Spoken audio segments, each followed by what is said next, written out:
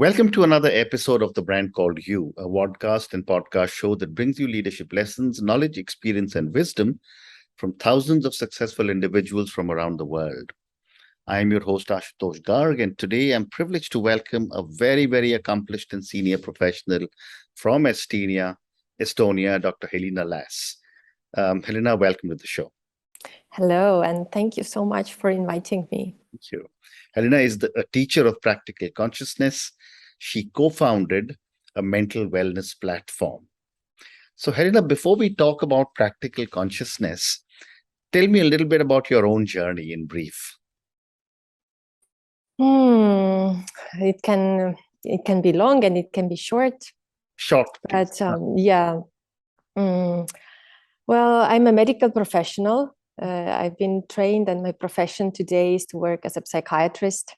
Mm-hmm. So I encounter a lot of people with all sorts of mainly emotional issues and thought issues, and this is my daily work. Yep. And I also participate in a teaching that is based on natural observation, naturalistic studies, which is called consciousness and practical consciousness. And I've been following this journey for also about more than 15 years. Wonderful, wonderful.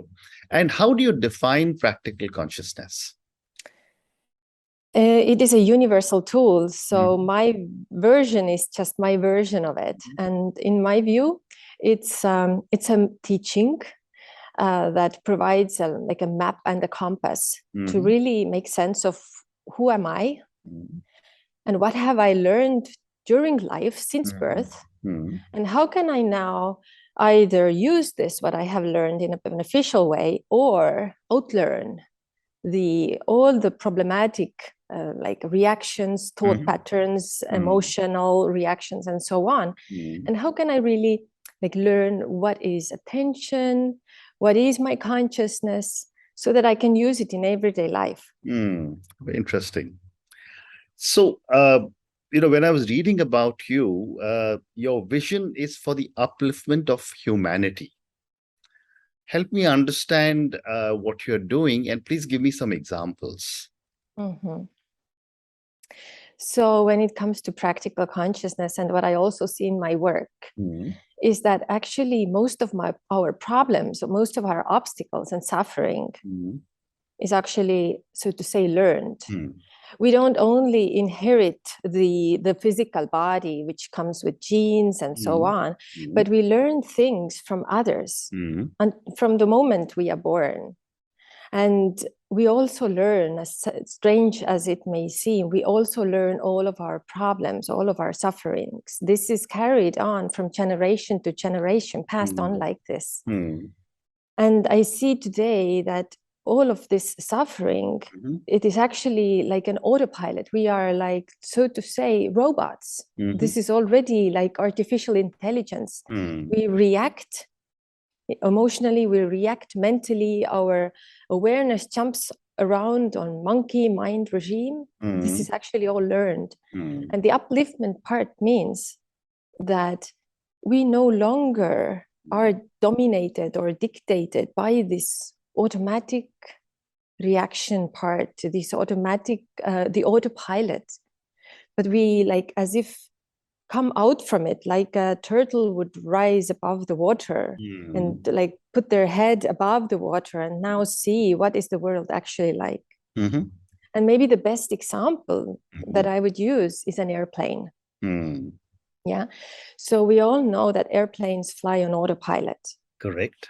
But if there would be a captain in the plane, can the captain fly the plane if the plane is still on autopilot, if the autopilot is switched on?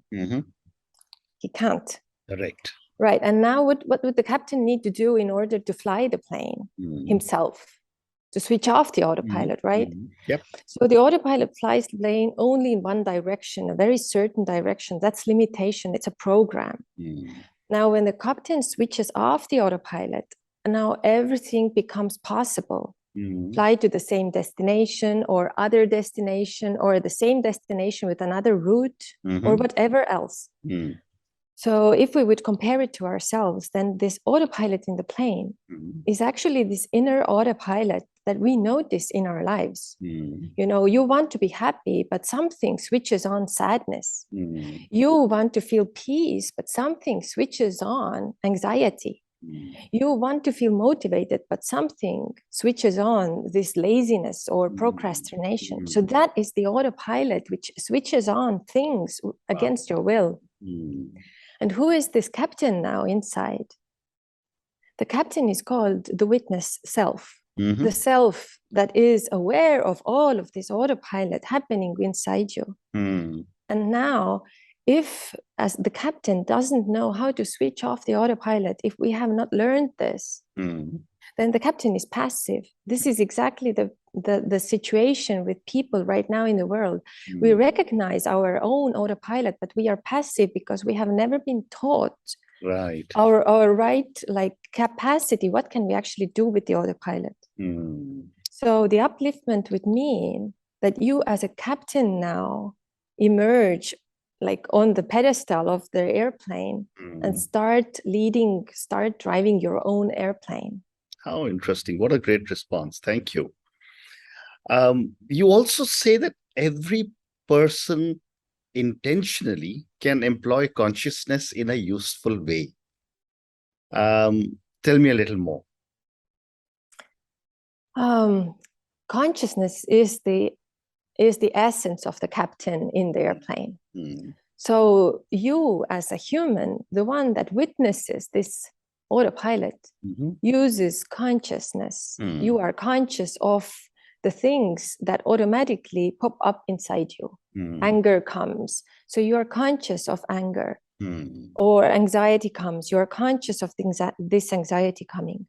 So consciousness is our main tool to become aware of what is actually happening before this autopilot program takes over and now you start doing things. So this is the first thing. The second thing, how we can apply consciousness in a useful way, is now learn as a captain, what else can I do with these automatic things that pop up? And now in our society, we are used to suppressing this autopilot or ignoring it, but there is much more. There is a much better way, and this is what we what people can learn in practical consciousness, how to release these automatic processes taking place in the first place. And that would be the most important way, how to practically use consciousness. Amazing. You also say that your purpose is that the rebirth is the goal. Become liberation. In Hinduism, this is also referred to as moksha, probably, right?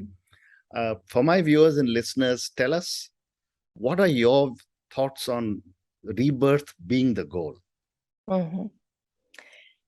So the self, which is the captain, which is actually existence, consciousness, and bliss. In Hinduistic teachings known as Satchit Anand, right? This is our actual essence, and this is like the normal who we actually are. And every person on planet Earth should be experiencing continuous existence, consciousness, and happiness or bliss. The only reason why we don't experience this daily, although this would be our normal default state, is that the autopilot activates hundreds of times during the day, various other things. And we start experiencing, descending into experience with those other things. And rebirth means that you no longer participate in those experiences. And what we do in practical consciousness is that we eliminate those automatic experiences so that there is no like this bait, so that there wouldn't be this urge to somehow descend into that experience and then turn back to our own consciousness and bliss, which we already are. So rebirth, the first time we are born as babies. We all have been born like that. And actually, that is when we experience our true self, this peace, this happiness, this consciousness. And then we learn the autopilot. And right now, when we are older, we only experience all of those states activated by the autopilot. So rebirth means a second birth when you emerge or come out from the autopilot again. And now like intentionally feel and experience existence, consciousness, and bliss. While baby experiences this because he or she doesn't have the autopilot yet. Correct. But we experience it because we deliberately, consciously, intentionally choose it, because it is the only natural and right thing. Wonderful. So would you say that in human lives, temptation is the autopilot? Yes. Which is what causes us to lose the contact with our own consciousness. And not only lose the contact, but if there is some temptation, who knows inside you? How would you call this part of yourself who knows that there is a temptation here right now? That part who knows that the temptation is here is the captain, that is the consciousness.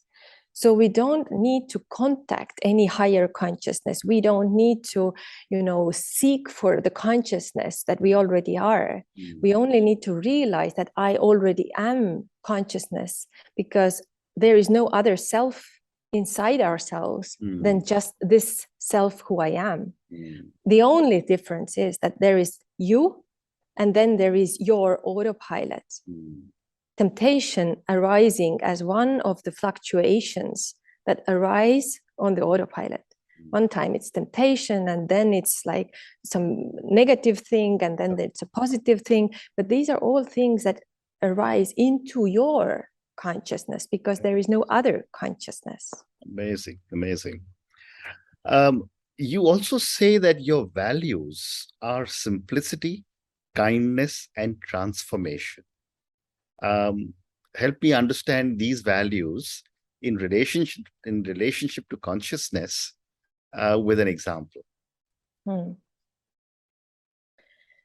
Simplicity is a natural state of consciousness.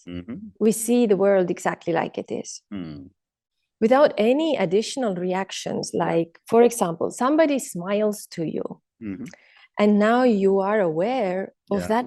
During that moment, you notice. The moment of noticing is awareness. So you notice this smiling person in front of you.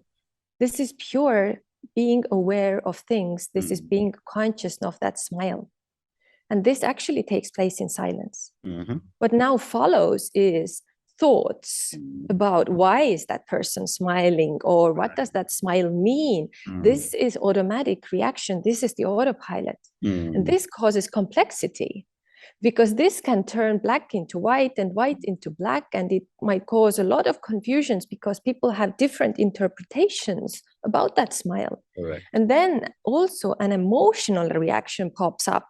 Like maybe you feel that suspicious, you start to feel this object of suspicion, this emotion, or you might also start to feel the emotion of joy, this object, or emotion of, some kind of irritation, that why is that person smiling at me? These are all reactions, and these also cause complexity. So simplicity is remaining in the pure, like authentic recognition of the world exactly the way it is. And all genius things are simple. And how can practical consciousness become a global movement? If you would already today have one technique of practical consciousness, for example, emotion dismissing technique. So this technique, that when automatically some anxiety pops up or sadness pops up against your will, and you would now use the technique, which takes 10 seconds because it happens through consciousness. It's like lightning, which is called actually murugan in Hinduism in some parts. So it is very sharp and very like illuminating lightning.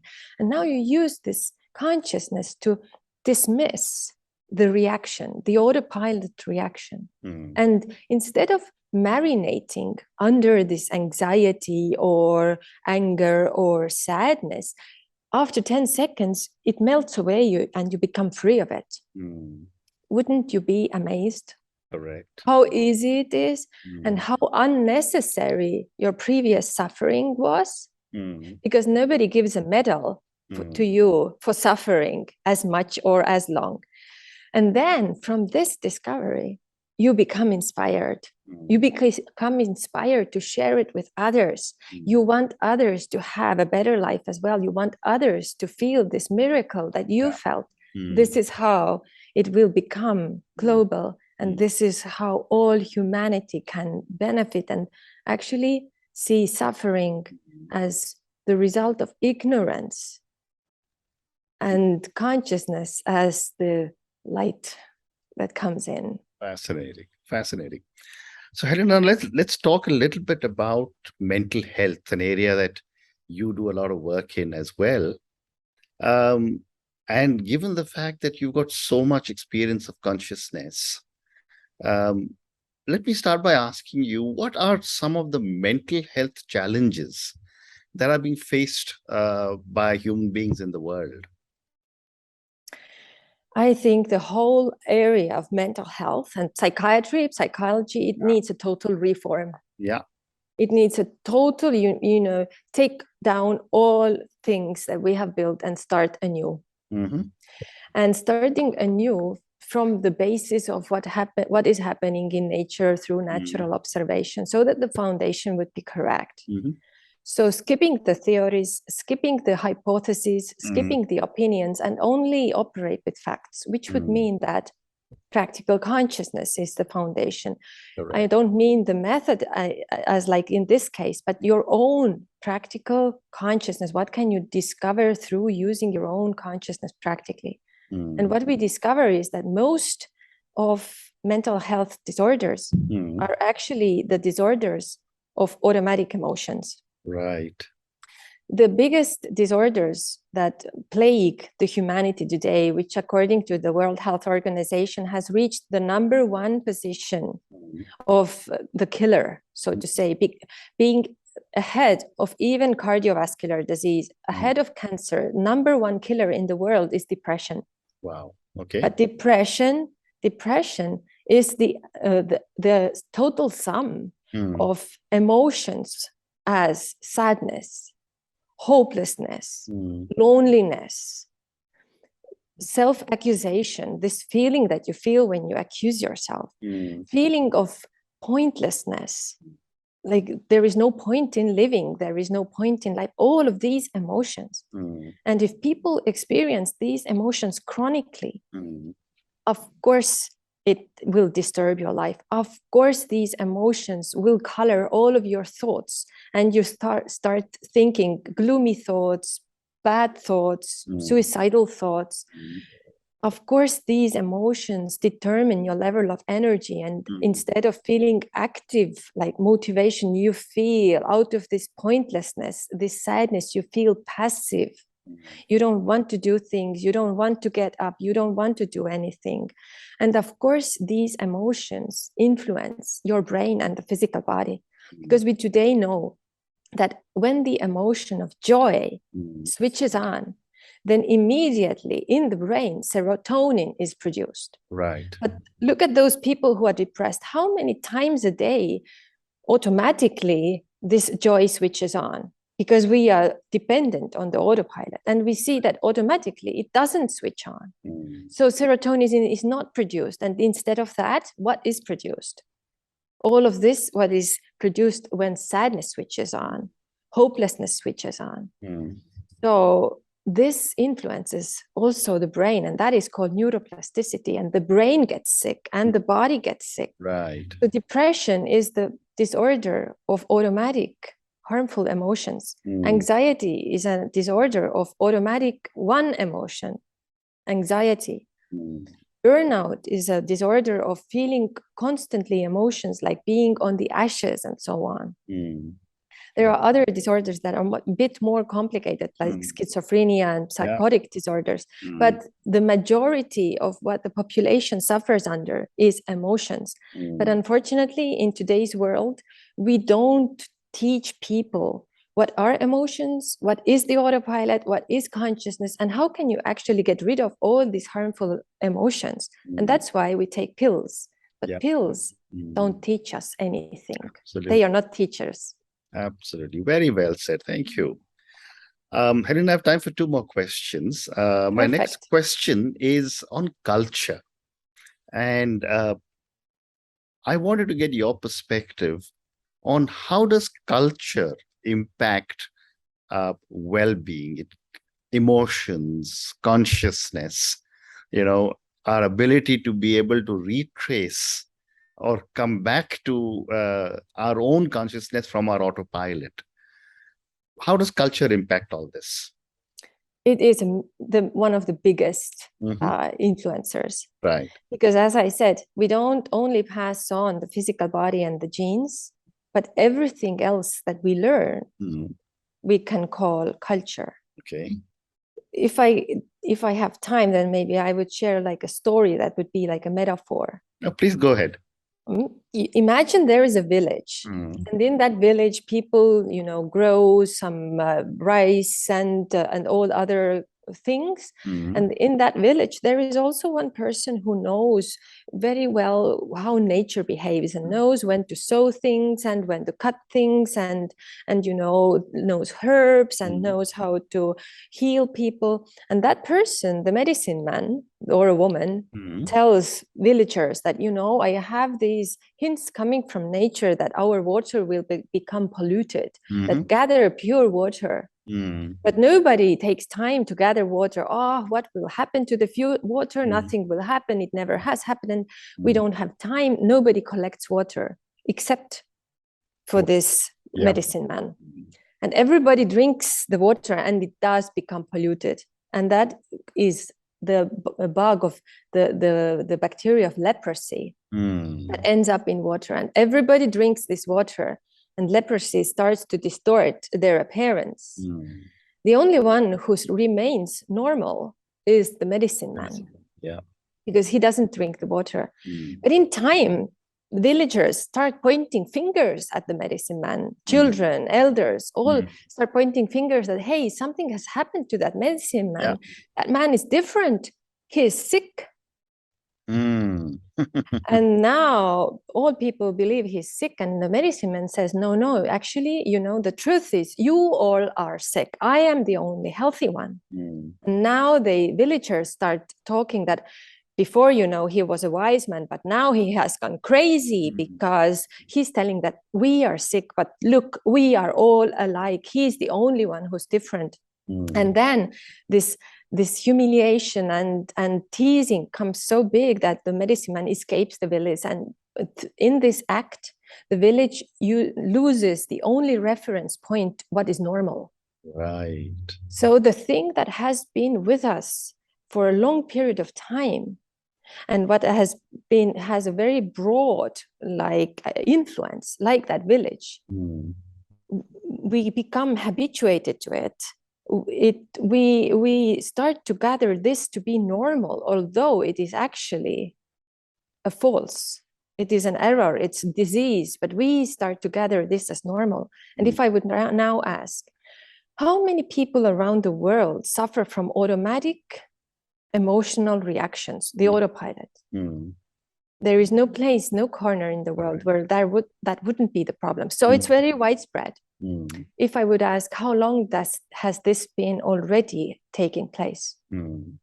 If we take old scriptures like Bhagavad Gita or the Bible or any other Buddha, teachings of the Buddha, they all tell the same thing. Suffering, greed, lust, temptation, anger, all emotions. Correct. So this has been taking place for centuries.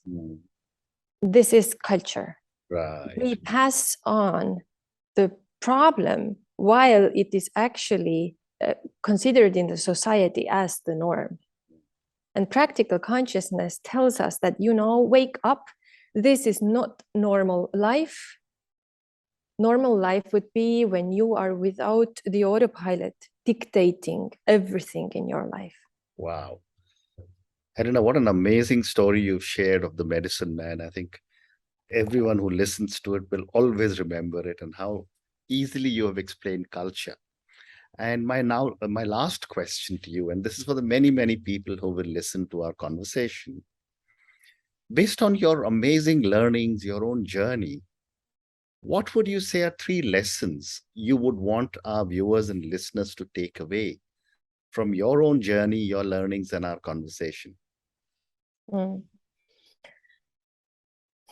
There are many practical tools, of course, that can be learned through practical consciousness. And I would recommend the book, which is easy to read, and really learn those tools and immediately start applying them.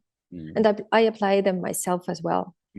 But from that basis, I would already recommend that, first of all, start noticing the reality.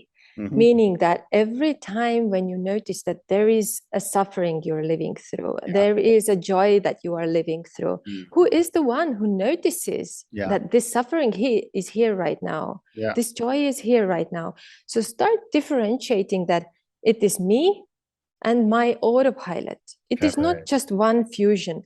Start discovering, like, this is not just one pot of soup, but there is carrots, potatoes, peas, and everything in here. So here, I and my autopilot, and these two are separate things. Already this brings alleviation, because you start to understand that this suffering, it is just a reaction popping up on autopilot, which you have learned, but it is not actually you. And you can easily now take next steps to get rid of this automatic reaction. The second thing that I would recommend is start looking at your problems as the problems of the autopilot. Like, this problem pops up because I have learned such a program. Maybe I've taken it from a friend without even noticing it, or I've taken it from a colleague, this attitude, or from my mother, I learned this, being very like humble or modest, too modest, not saying anything. That these are all autopilots that actually run the show right now.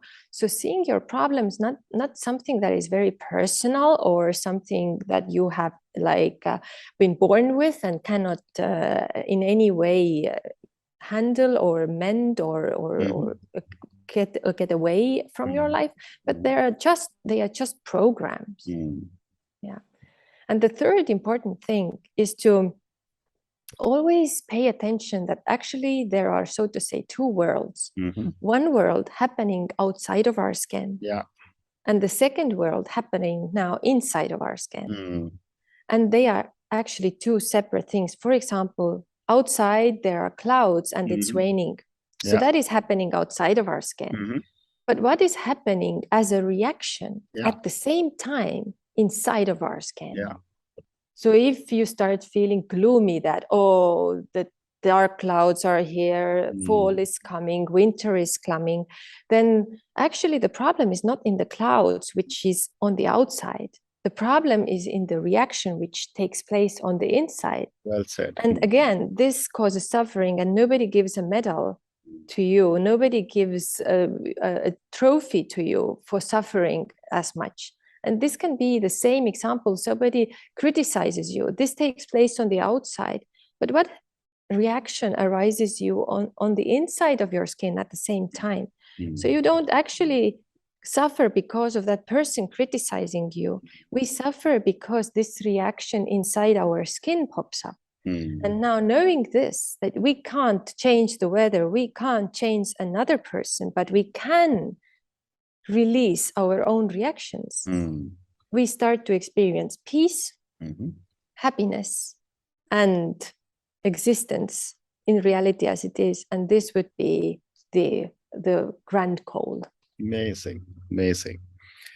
Helena, on that note, and your 3 amazing lessons, notice reality because there is suffering and there is joy. Look at our problems, and as the old saying goes, this too shall pass. And the third one is to pay attention to our 2 worlds, outside us and inside us, and most of our answers and solutions are inside us.